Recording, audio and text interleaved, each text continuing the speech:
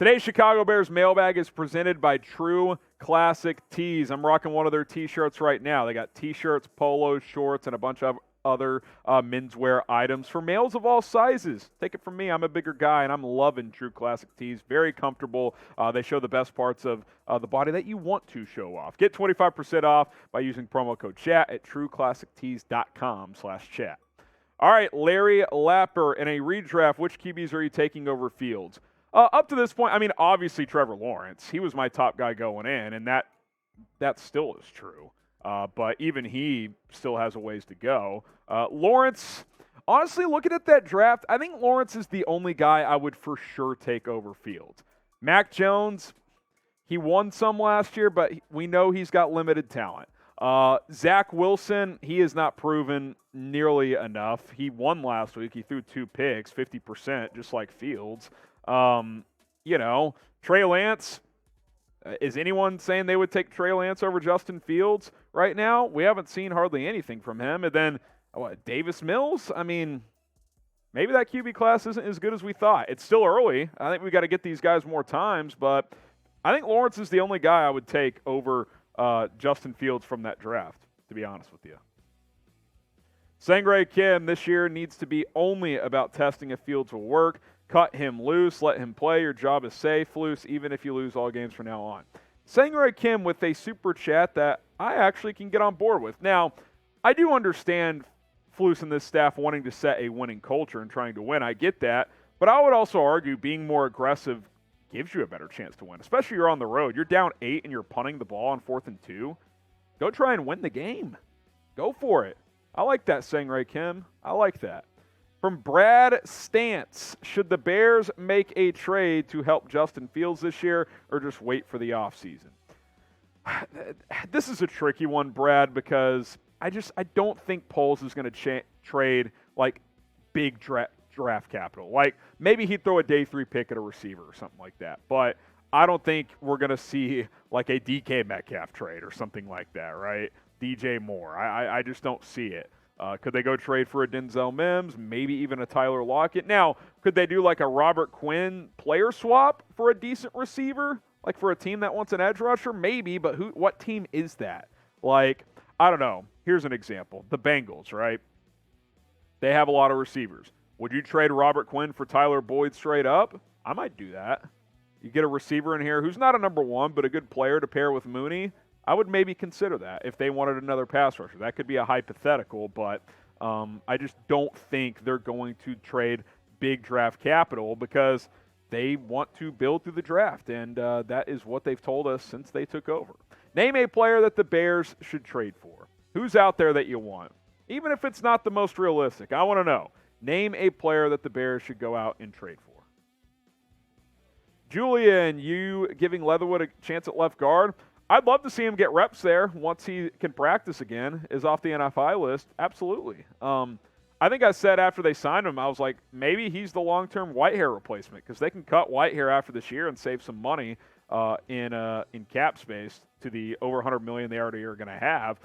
But if Leatherwood could be that, I think he is more of a guard. He played left tackle in college. Keep him on the left side, kick him inside to guard. Maybe your future interior is Leatherwood at left guard, Jenkins at right guard, and then maybe a center at some point. I don't think Lucas Patrick's the long-term answer at center. I think good chance he'll be that guy next year. But if Leatherwood and Jenkins end up being 2 of your starting 5, that's pretty solid.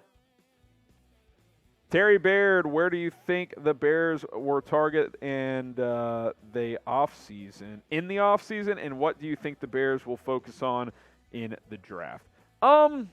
I mean, I think it's got to be around the offense, right? Certainly defense is still going to have some question marks. Defensive tackle, linebacker, what's going to happen with Roquan? You could certainly use an edge. There's needs all over this roster, but I think the focus has to be around the quarterback or potentially quarterback. I hope not.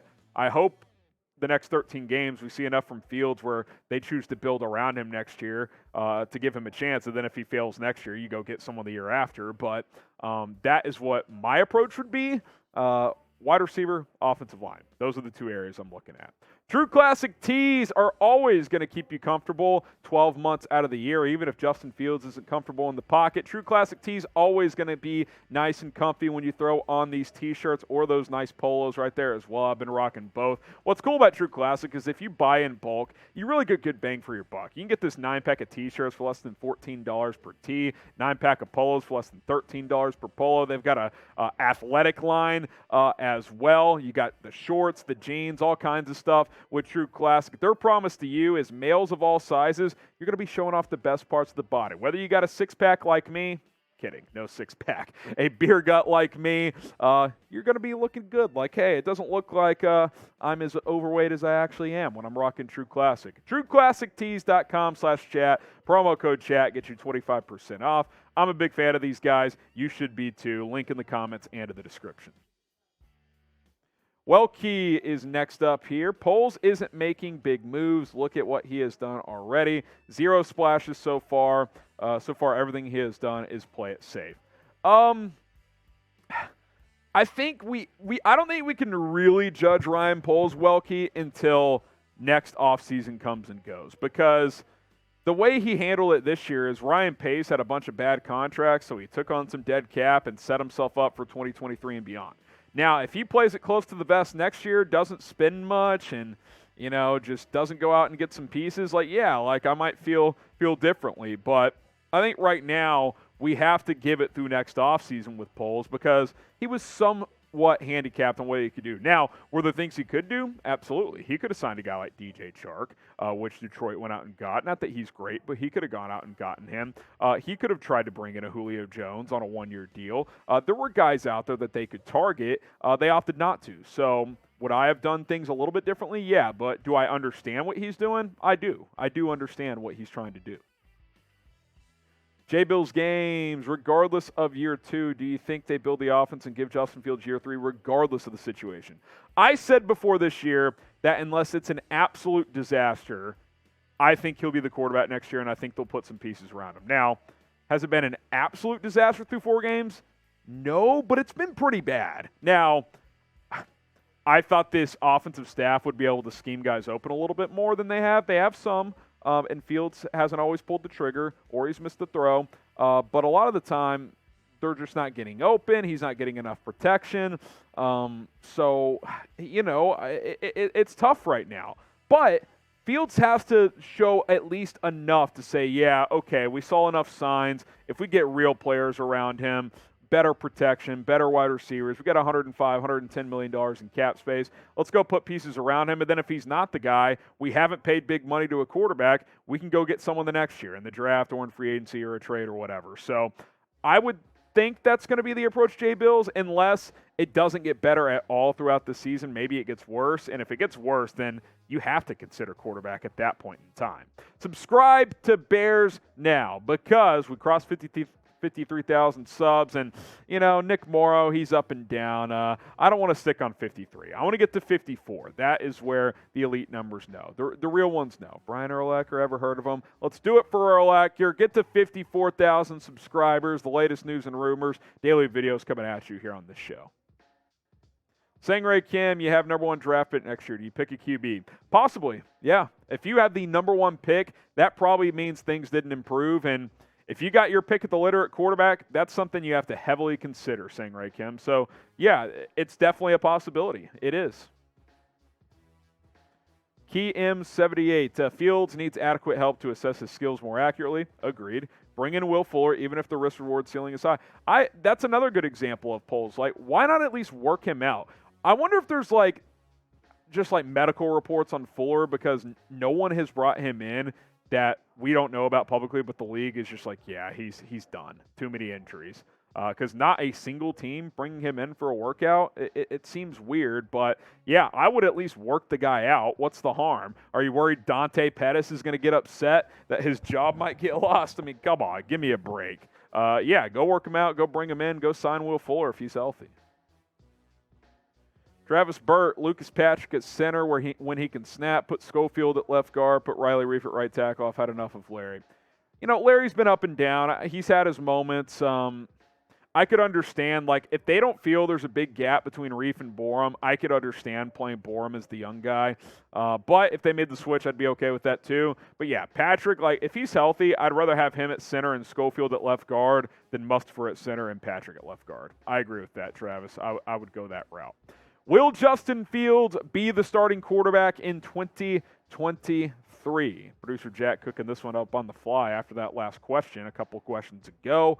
Y for yes and for no. I still think he will, for better or worse. I think he will, but it's not a guarantee. It is not a guarantee. Y for yes and for no. Will Fields be the Bears quarterback next year? TD Productions, do you think the pass rush is an issue? We only have 7 sacks this season. Starting to consider that we should draft an edge with our first rounder. I will say this. While in 9 out of 10 situations I'm drafting offense next year, let's say Will Anderson out of Bama is available. Like, say you have the 4th pick and he's sitting there. I might draft him. He's that special. Edge rushers are very valuable to have.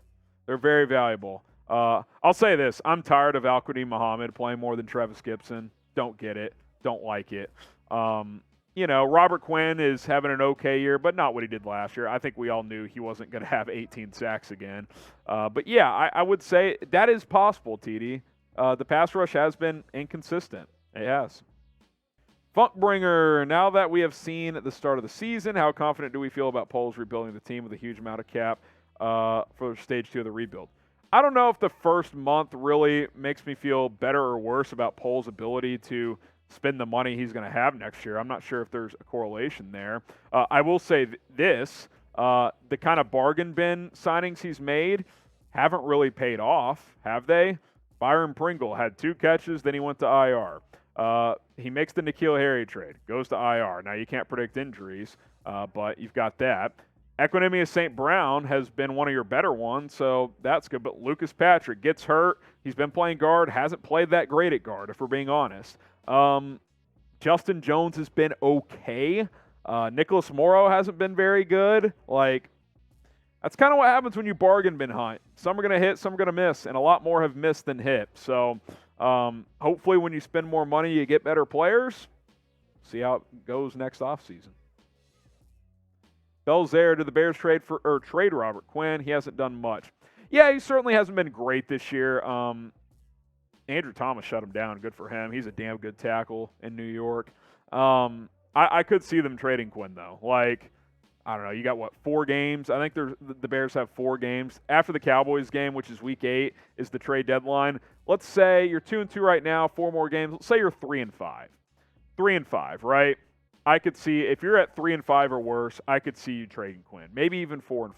Like, if a team will throw you a third for him, got to consider it. If you don't think you're making the playoffs this year, which obviously there's a good chance you're not. Follow me on Twitter and on Instagram at HGramNFL if you want to slide in my DMs. A lot of really good questions today. I appreciate that, guys. We'll continue to answer these questions on Tuesday live shows. But give me a follow on social media. If we didn't get to your question, we apologize. We will answer as many as we can over there.